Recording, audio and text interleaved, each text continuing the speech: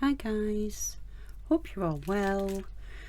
Today I thought I'd have a bit of a go at doing a faux wood. Now, I have watched two videos. Annabelle, she does a faux wood ring. It's very nice, but it's just lines of clay. There's no grain or anything running through it. And oh, I can't remember the other lady's name. A French lady does one and she uses paint, which obviously you know I don't like using. So I've had a rifle through my boxes and I've found some wood colours. Ignore the fact that it's souffle, guys. It won't really matter, it's just that's the only colours I've got. So I've got Cowboy, which is like a mid-brown colour. I've got Mocha, which is a creamy chocolate colour, and I've got Sandcastle, which is quite a beige colour. You could just get some dark brown and add some white just to get progressively lighter colours. So that would work if you don't have 3 different colours. I would have liked to have 4 colours, but I haven't got any other colours. I suppose I could add a bit of black, but I'm not going to mess. So I'm going to go and condition some of this. We're going to make a block like we do with when we're making a stone or a macume garnet or similar. And we're going to condition on, each colour, some on a 3, some on a 5 to 6, because I want different band layers in between, if that makes sense. So I'll go and condition some of this and I'll be back in a sec. Okay guys, I'm all conditioned, and as you can see I've got some on a 3 and I managed to do mine on a 6. So we need a couple of pieces of each, and just before we do anything I'm going to take my thinner pieces, and what I want to do is just make a little rolled up log. So I'm just going to trim off just a piece of each.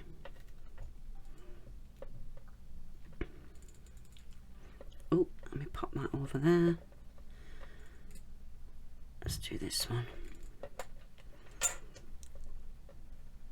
And I'm just going to pop these on top of each other like so. It doesn't matter which order you do them in. Just going to do that. Make sure there's no air trapped. And I'm just going to roll this up into a log like so. I need about the width of my cutter that I'm using. Oh, that'll be fine. So I've just got a little log roll there. Pop that to one side. Right, so the reason I've done 3 different sizes is to try and get some decent layering going. So I'm going to start with brown,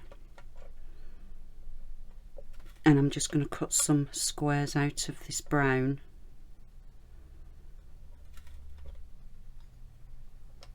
As many as I can.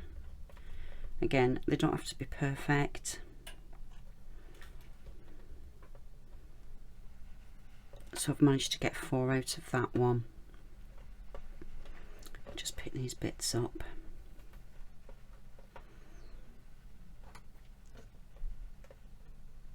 And I think if I'm lucky I might just get 3 out of this one.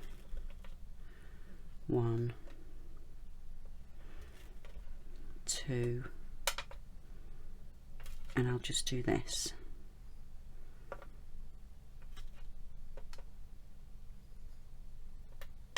And make that a 3. put those bits to one side.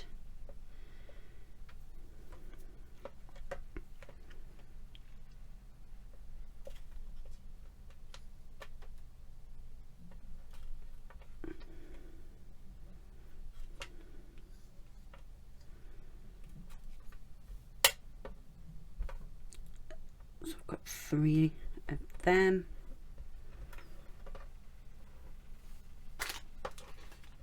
Oops, got bits everywhere.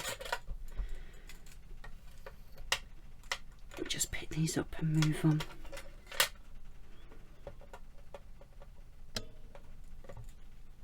And let's see if I can get 4 out of this one.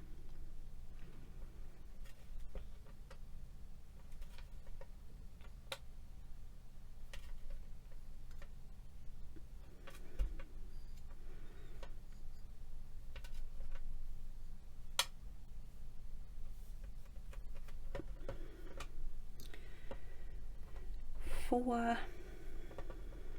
of that one. Oh, sorry guys, I'm just trying to get rid of all these little annoying bits. And then last but not least, this one.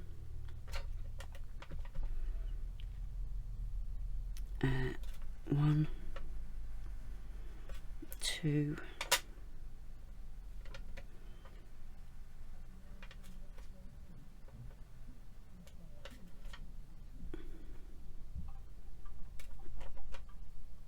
oh,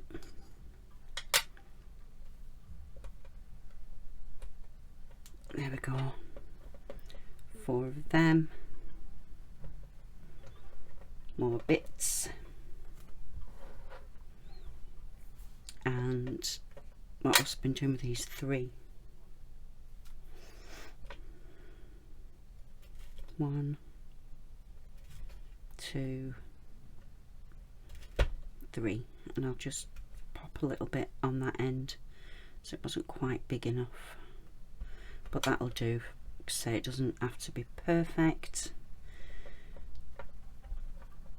Get them bits up. Right, so all we're going to do now is we're going to make a stack, but before we do that, let me just sort these pieces out. We're going to make a couple of pieces to go either side of this roll. So I'm going to take one thick one of one colour. Again, I don't think it'll matter which colours you do, guys. A thick one, a thin one. I think I'll do a thick one, a thin one and a thin one. One of each colour. And then I'll just mix that up a little bit, but keep them in the same order. So a thin one, a thick one, and a thick one.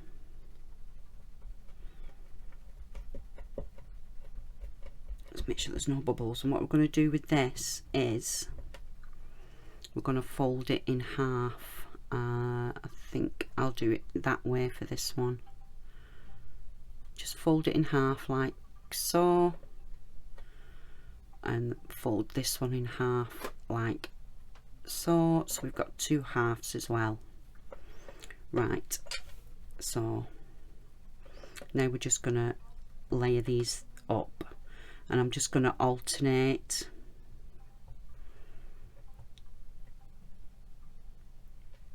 different ones. Put a couple of thin ones together and a couple of thick ones together, just till I get my pieces used up. Right, I'm about halfway now, so that's what I've got so far. Then what I'm going to do is I'm going to put this there and this there. I'm going to put my log in between. I'll just squash it and then I'll pick it up and show you what I've done. So we've got 2 folded pieces and the log, and then we're just going to layer up again.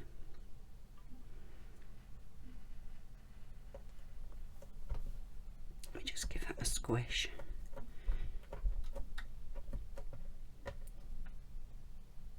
And I'm just alternating again between thick and thin. Doesn't really matter if some colours go together. Okay. So now we've got that great big block. Let me just give it a squash and a shape. So there's our block. Can you see? Yeah. Okay. So I'm just going to give it a bit of shape. Push it both sides.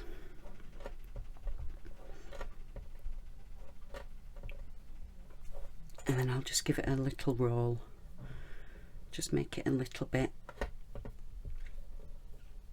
bigger. And of course I'm going to do the other side as well.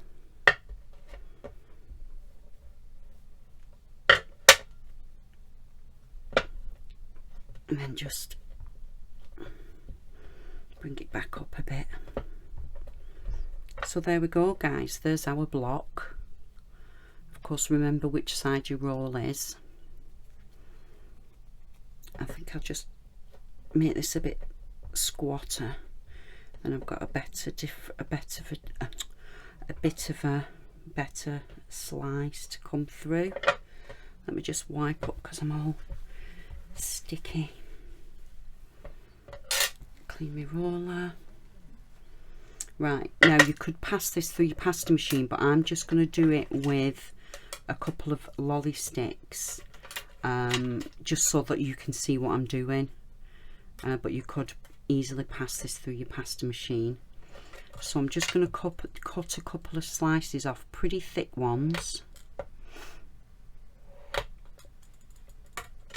Would be better if they were the same thickness.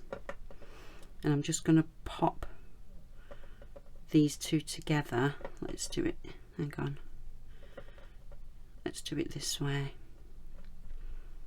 I'm just going to pop those seams together,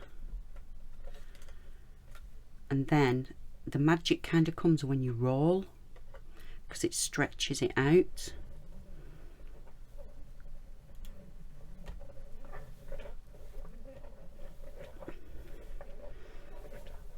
And of course you could mess around with different colours. You know, you could do like a white oak type effect. But there we go, a forward pattern. And again, if you mess around with your different layers and colours and things, you know, you could get a different look on it. I just thought this looked pretty cool this way. And I'm just, let's find a decent cutter. That one will work well. Just give this a clean, because I hadn't cleaned it from the other day and it's still got a load of black on.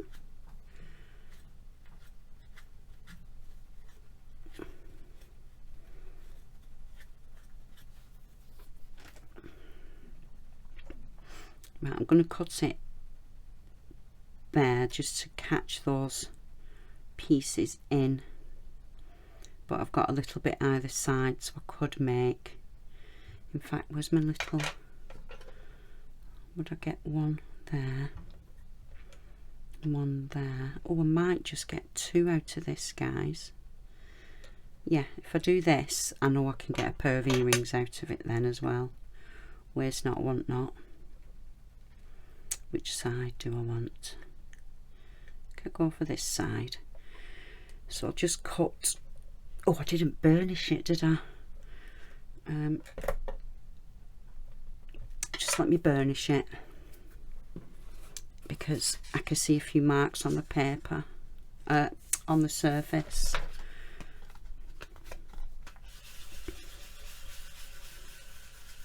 Now, of course, this is soufflé that I'm using, guys. So that you know, the texture's different in it.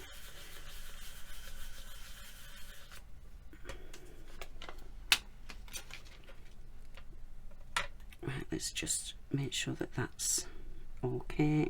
Let's give that a cut.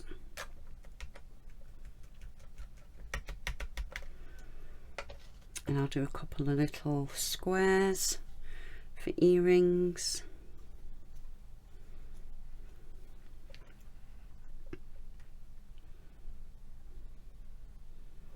Just make sure that that's right on that edge, or it won't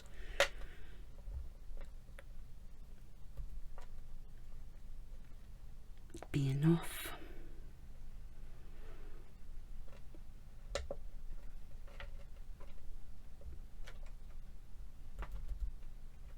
There we go.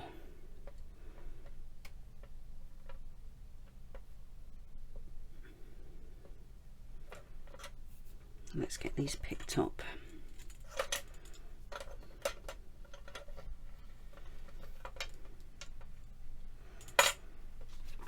Got just a few little crumbs from my cutter, but not too bad.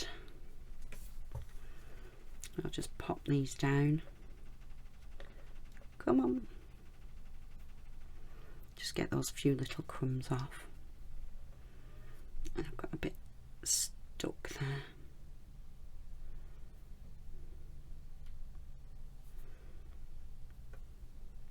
So there we go, guys, some forward.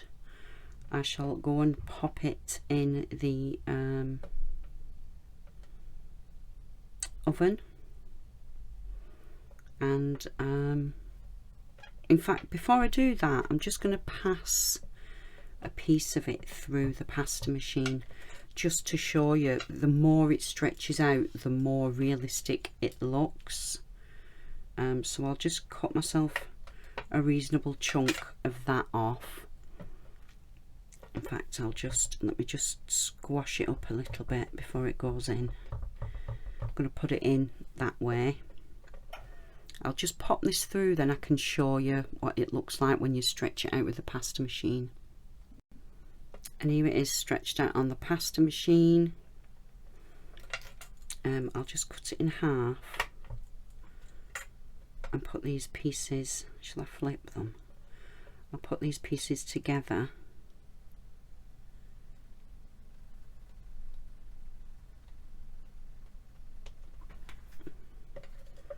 I think one lolly stick, that was on a 3. Oh, I seem to have picked a bit of something up out my machine.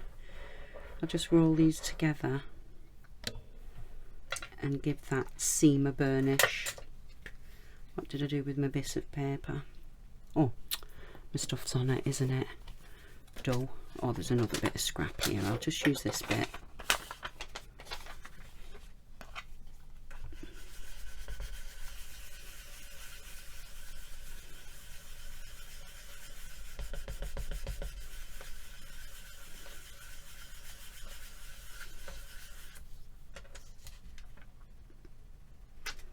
There we go. So it's spread the bits out. I've got a bit of red there though, so I'm not impressed about. Let's see what the back side looks like. Oh, there we go. I'll do it that way. Then I've got no bits of red. Don't know if I picked that up.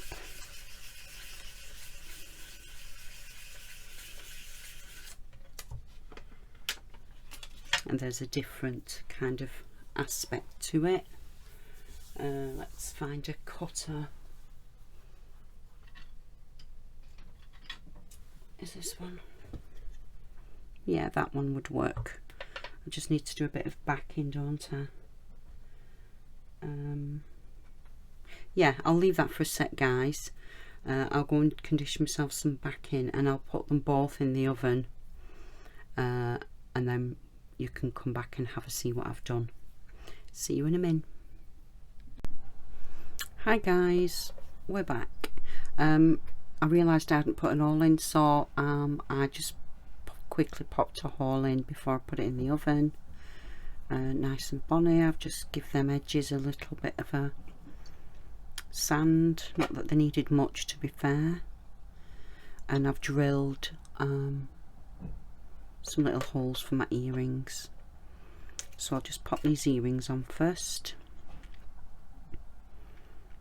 Again, making sure I've got them the right way around. That's it.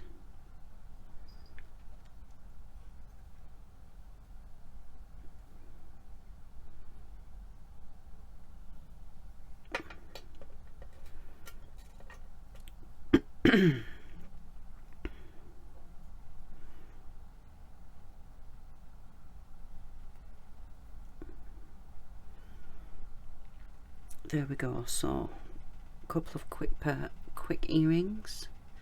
Like I've mentioned this before, but I really like these earring findings because you can make quite a few different pairs and just swap them over really easily.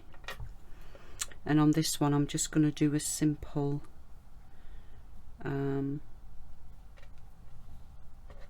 knot. Not a knot, you know, the usual thing I do. I pass the tails through